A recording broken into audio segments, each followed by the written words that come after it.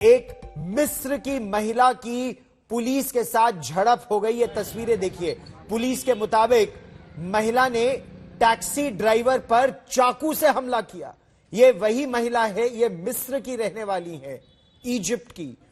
Police के साथ महिला ने धक्का मुक्की की, बदसलूकी की। ये महिला खासा गुस्से में नजर आ रही है इन तस्वीरों में। यहां महिला पुलिस भी मौजूद है, लेकिन किस बात पर यह नाराजगी थी टैक्सी ड्राइवर के साथ? क्यों चाकू निकाला इस महिला ने और क्यों पुलिस के साथ हुई झड़प, वो भी गुरुग्राम में? ये सिविल लाइंस रोड के पास की है ये घटना, गुरुग्राम में। आपको सुनवाते हैं क्या हुआ। लेडीज के साथ भी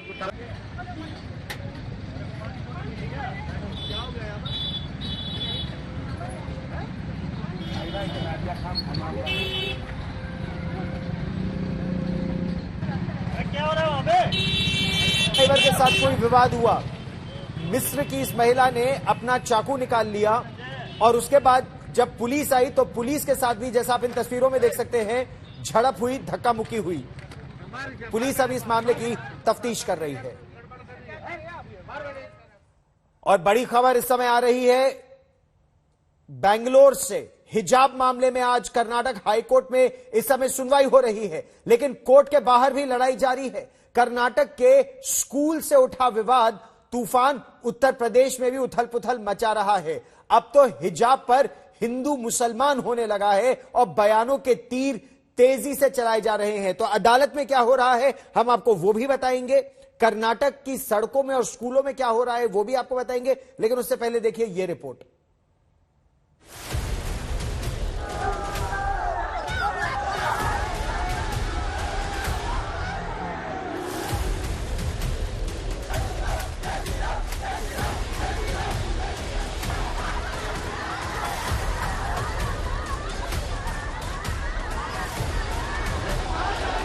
हिजाब की लड़ाई पर कोर्ट में सुनवाई हो रही है, लेकिन शहर शहर पारा चढ़ा हुआ है।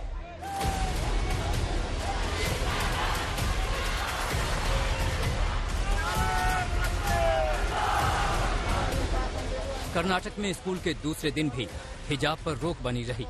पहले दिन भी किसी हिजाब पहनकर आने वालों को गेट पर रोका गया। उडुपी, मांड्या से लेकर तुमकुर तक ऐसी ही तस्वीर दिखी।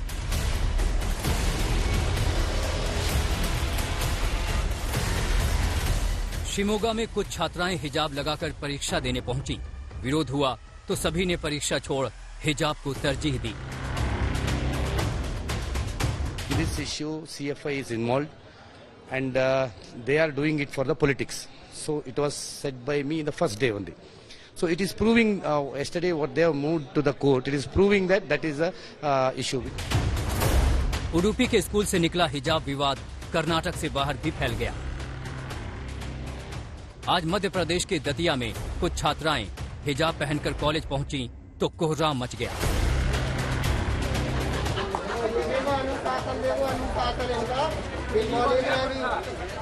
खबर मिलते ही हिंदू संगठन के नेता कॉलेज पहुंचकर नारेबाजी करने लगी। विरोध के बाद कॉलेज के प्रिंसिपल को हिजाब के खिलाफ आदेश जारी करना पड़ा।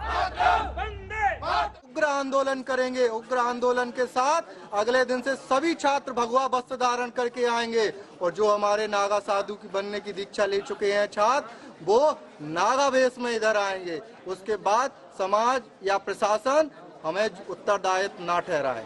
हमने उनसे माने ऐसे विद्यार्थियों के लिए वो स्पष्ट निर्देश दे दिए। जगह जगह जगह हमने लगवा दिए, तस्पा कर दिए कि कोई भी विद्यार्थी शालीन वेशभूषा में ही प्रवेश करेगा।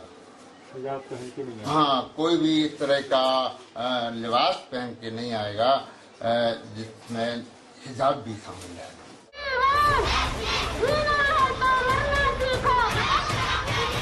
हिजाब विवाद पर कर्नाटक से यूपी तक सियासत गर्म है। बयानों की तीर चल रही हैं। कोई हिजाब को मजहब से जोड़ रहा है तो कोई तहजीब की बातें कर रहा है। हम अपनी बेटियों को इंशाअल्लाह ताला अगर वो ये फैसला करती है कि अब्बा अम्मी मैं हिजाब पहनूंगी, तो अब्बा अम्मी पहने बोलेंगे बेटा पहन, तुझे कौन रोकता हम देखेंगे इंशाअल्लाह। हिजाब निकाब पहनेंगे, कॉलेज को जाएंगे, डॉक्टर भी बनेंगे, कलेक्टर भी बनेंगे, एसडीएम भी बनेंगे, बिजनेसमैन भी बनेंगे। और एक दिन याद रखना तुम कांड की जनता, शायद मैं जिंदा नहीं रहूंगा, तुम देखना एक दिन इस देश की प्रधानमंत्री एक बच्ची हिजाब पहन के प्रधानमंत्री बनेगी। I do not find much problem with these women because they are not properly informed.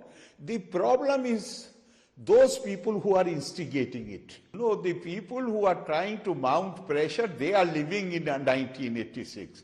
But they are not realizing that lot of water has flown in Jamna, and now the government in Delhi is different. This government, I am sure that this government is not going to buckle down. विवाद इस बात पर है कि क्या शिक्षण संस्थान में धार्मिक वेशभूषा को पहनकर आने की संवैधानिक आजादी है या नहीं। मुस्लिम छात्राओं की तरफ से दायर अर्जी में ये बात उठाई गई। हाईकोर्ट में सुनवाई के दौरान छात्राओं की तरफ से दलील दे रहे वकील देवदत्त कामत ने कहा कि हिजाब पर प्रतिबंध लगाने वाला सरकारी आदेश सही नहीं है। सरकारी आदेश के अनुसार हिजाब पहनना अनुच्छेद 25 के तहत नहीं आता है। ये पूरी तरह से गलत है। देवदत्त कामत ने अपनी दलील को मजबूत बनाने के लिए कहा कि मद्रास हाईकोर्ट और बॉम्बे हाईकोर्ट ने अपने फैसले में हिजाब को अनुमति दी है, इसलिए राज्य को भी ये आजादी देनी चाहिए। जिस तरह से सिख छात्रों के लिए पगड़ी की अनुमति भी है, उसी तरह मुस्लिम छात्राएं देश भर में हिजाब पहनती हैं। इस दौरान कोर्ट ने पूछा कि आखिर कब से संस्थाओं में ये छात्राएं हिजाब पहन रही हैं। इस पर वकील कामत ने कहा कि छात्राएं पिछले 2 सालों से हिजाब पहन रही हैं। इतना ही नहीं, कामत ने हिजाब को धार्मिक एंगल से जोड़कर अपनी दलील भी दी।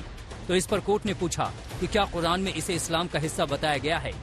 इस पर कामत ने हिजाब पहनने के पक्ष में कुरान की आयतों का जिक्र करते हुए कहा कि कुरान में महिलाओं को नजर नीची रखने और खुद को पर्दे में रखने को कहा गया है। कहते हैं ना, बेगानी शादी में अब्दुल्ला दीवाना। यही हाल OIC का है। हिजाब विवाद कर्नाटक के स्कूल का है और ऑर्गेनाइजेशन ऑफ इस्लामिक कोऑपरेशन इसमें अपनी नाक फंसा रहा है। आज तक ब्यूरो।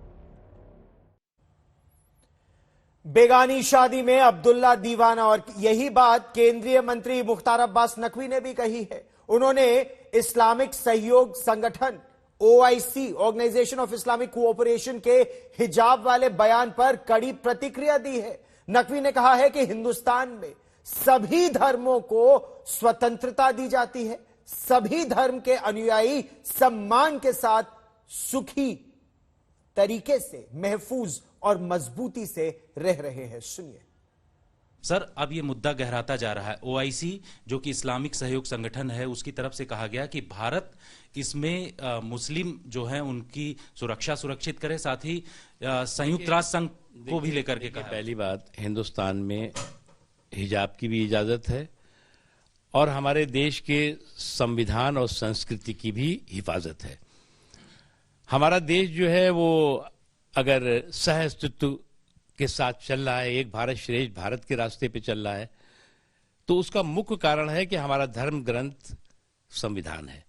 और संविधान जहां एक तरफ हमें अधिकार देता है, वहीं कर्तव्य भी बताता है। और जो लोग हमें ज्ञान देने की कोशिश कर रहे हैं, उनको इस बात को समझना चाहिए कि हिंदुस्तान दुनिया का अकेला देश होगा जहां पर सभी धर्मों की स्वतंत्रता और सम्मान पूरी तरह से महफूज भी है और मजबूत भी है। उसके अलावा जो है वो ये देश अकेला देश होगा जहां पर कि 6 लाख से ज्यादा इस्लाम को मानने वाले लोगों के धर्म स्थल हैं, जहां पर ये लोग इबादत भी कर रहे हैं, जहां पर और भी जो अपनी चाहे सामाजिक गतिविधियां हो, शैक्षणिक गतिविधियां हो, वहां करते हैं। ये देश अकेला देश है जहां पर कि दुनिया के सभी धर्म के लोग रहते हैं। और जो देश इस पूरे के पूरे जो मुल्क पाकिस्तान जो जुर्म और जुल्म का जंगल हो, वो हमें ज्ञान देता फिरे कि हमें अल्पसंख्यकों के साथ कैसा व्यवहार करना चाहिए, उन्होंने क्या किया है? क्या पाकिस्तान की सड़कों पे कोई हिंदू लड़की जय श्री राम का नारा लगा सकती थी? क्या पाकिस्तान की सड़कों पर कोई सिख लड़की वाहे गुरु का खालसा कह सकती थी? सर कलम कर देते।